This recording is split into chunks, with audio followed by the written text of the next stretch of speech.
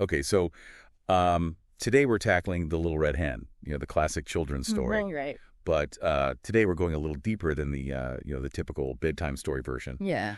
We're looking at the version retold and illustrated by Florence White Williams, and really thinking about it as a deep dive into how even simple tales like this one can hold these really complex layers of meaning. Yeah. Often, reflecting the values of the time they were told. Absolutely. And what's fascinating about, The Little Red Hen is that it's not just this charming little barnyard story. Wow. At its core, it's really a window into these timeless human dilemmas. Yeah. So we've got these characters, right? Yeah. We have the Little Red Hen herself. She's diligently scratching for food, always with her chicks in mind. Yeah. And Williams even describes her walk as pickety-peckety, Yeah. giving us this real sense of her constant motion. Mm-hmm. Like she's always working. Always on the move. Yeah. And then there's that detail about her loving fat, delicious worms. Oh, yeah. Which is almost comical. Yeah.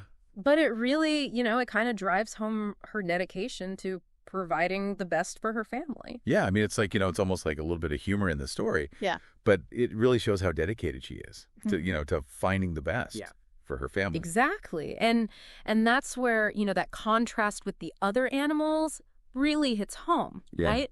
You've got the pig whose sole focus in life is to eat and grow fatter. Mm-hmm. And then, of course, you have the cat and the rat, content doing absolutely nothing. Just hanging around. Just hanging around.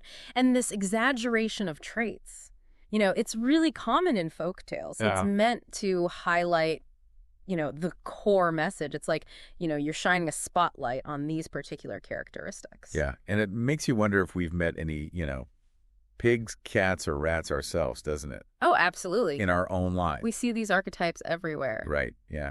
But getting back to the story, I think the real turning point is when the hen finds a wheat seed. Mm. Now, this isn't just a random plot device, right? I mean, it's symbolic. Oh, absolutely. I mean, think about it, right? The hen is busy with her daily survival. Yeah, just trying to get by. Yeah, but she still recognizes the potential in this tiny seed. It represents an opportunity for something beyond just the next meal. Yeah. Beyond just subsistence. It's a chance for more. It is. And this makes me think, how often do we let opportunities pass us by? Mm-hmm. Because we're so caught up in those daily routines. It's so easy to do, isn't it? Yeah. I mean, we get so focused on the day-to-day that we might not even see those opportunities when they're right in front of us. True. Yeah. And for the hen, this seed is that chance for something more, something that she has to cultivate. Mm-hmm. And of course, she immediately asks for help planting it. Right. She goes to those other animals. She does. And of course, the pig, cat, and rat give their classic response. Not I. Not I. Every single time. And this really sets up the cyclical nature of the story. Right. Which, particularly for younger audiences, is so effective. Each step of the way. Planting, harvesting, threshing, milling, baking. Right. It's this constant repetition. Repetition, yeah. The hen faces a task, asks for help, receives a resounding "not I," and ultimately she perseveres alone. It's almost like she's stuck in a loop. Yeah. Isn't it? Yeah. But it's like the story really wants us to see her effort. Mm. There's even that part where her chicks are peeping. Right. Because they need her. They need her attention. Yeah. They need her care. And it just shows how much she's sacrificing to see this through. Yeah, it's not just about her ambition, right? It's about responsibility. Yeah. And care for her family. And each "not I" from the others represents more than just laziness. It's like a refusal to share in that responsibility. It's like they're rejecting any part of it. They are. Yeah. So she finally gets the bread baked. Mm-hmm. This amazing aroma fills the barnyard. Mm. And naturally, everyone wants in. This is where things get interesting. Right. Because for the first time, the pig, the cat, the rat, they're all eager. I will! They chime in. Right, suddenly they want a piece. Suddenly they're all too ready to share in the reward. Yeah. Even though they wouldn't lift a finger to help create it. Right, not a single finger to help. Exactly. And here comes the moral dilemma, right? Here it is. The hen, having done all the work, she decides not to share. Mm-hmm. She just states very plainly, "No, you won't. I will," and eats the bread herself. And this is where the folktale really turns the mirror on us, the readers, and makes us wonder, was she justified? It's not a simple question, is it? It's not, no. On the one hand, she earned it. She put in the effort. She made the sacrifices. But on the other hand, her refusal to share it seems to go against this idea of community Mm. and collaboration, which we typically associate with positive values. Right. Like sharing is good.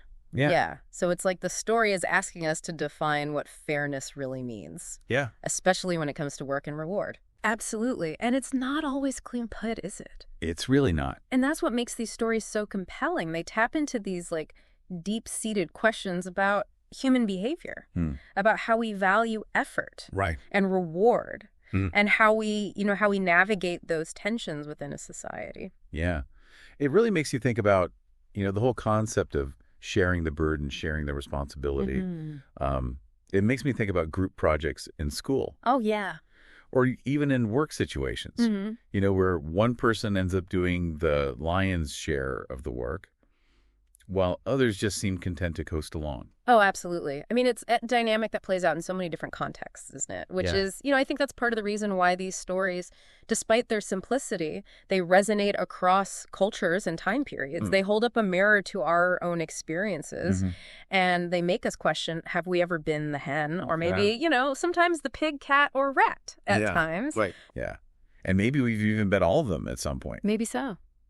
But what I find really interesting is that the story doesn't give us this neat and tidy moral resolution. No. It leaves us wrestling with this ambiguity of the hen's decision.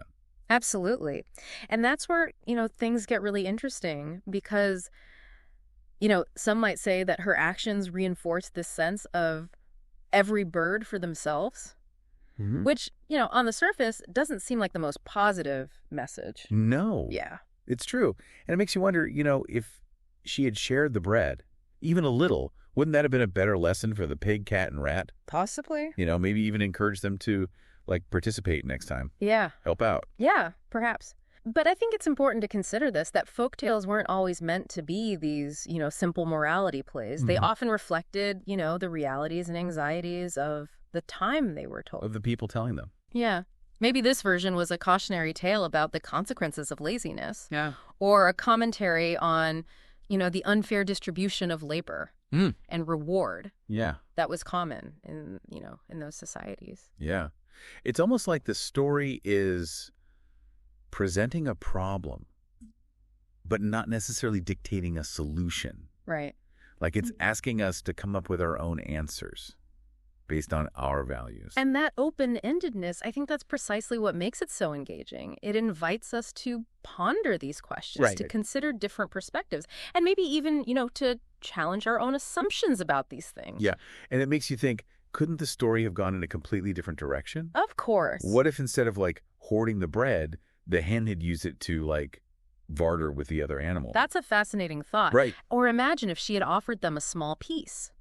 Just enough to kind of experience the reward of her labor, but made it clear that, next time they'd need to contribute. Yeah. I mean, think about how those alternative endings would change the message of the story entirely. Completely different story. Completely. It really makes you realize how much power lies in the choices we make, not just in the story, but in our own lives too. Absolutely. Each decision has the potential to lead to a different outcome. For sure. And this brings us back to you, the listener. Right. As we consider, the hen's actions and the different paths the story could have taken, it begs the question, what resonates most with your own experiences? Right. Have you ever found yourself in a situation where you felt like the little red hen,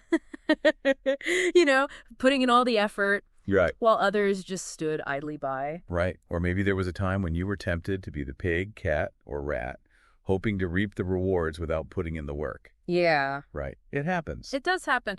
And, it's important to remember that this story isn't just about, barnyard animals and a loaf of bread. It's about understanding this, complex interplay between work and reward. Yeah. And fairness. Right. In any social context. Yeah. So as we delve a little deeper into these themes, I'm curious, do you think the hen was ultimately justified in keeping the bread for herself? Or should she have found a way to share, even with those who hadn't earned it? Yeah, it's a tough question. It really is. Makes you think about, your own values, how you'd handle something like that. Would you say, hey, I did all the work. Right. This is mine? Or would you try to teach them a lesson? Yeah. about, sharing responsibility. There's no easy answer, is there? And that's part of what makes the story so fascinating. It really challenges us to consider all those different ethical perspectives Yeah. without, giving us a clear judgment. It doesn't tell us what's right or wrong. It's Yeah. interesting, though, how the story, even with this open ending, still manages to highlight the value of, individual initiative. Oh, for sure. You know what I mean? Yeah. The hen doesn't just sit around waiting for someone else to solve her problems. Right. Or, create opportunities for her. She takes action, even when it's difficult. Right. And even when she has to go it alone. Yeah. It's a powerful reminder that we all have that capacity, right? To shape our own destinies. We don't have to be passive bystanders, just waiting for someone else to hand us success. Yeah. It's almost like this story is giving us permission to embrace our own inner little red hen. Yeah. You know what I mean? To take charge, pursue what we want, even if it means going against the grain. And that message, I think, is particularly relevant, in today's world, where it's so easy to feel overwhelmed Oh, yeah. by, all the choices, all the challenges we face. Absolutely. I think the hen reminds us that sometimes the most important step is just to start, Mm. to take that first initiative and trust in our own abilities. And, of course, the story also reminds us that hard work is essential. Oh, absolutely. There's no magic shortcut to success. The hen has to go through all these steps. She has to plant, harvest, thresh, mill, bake.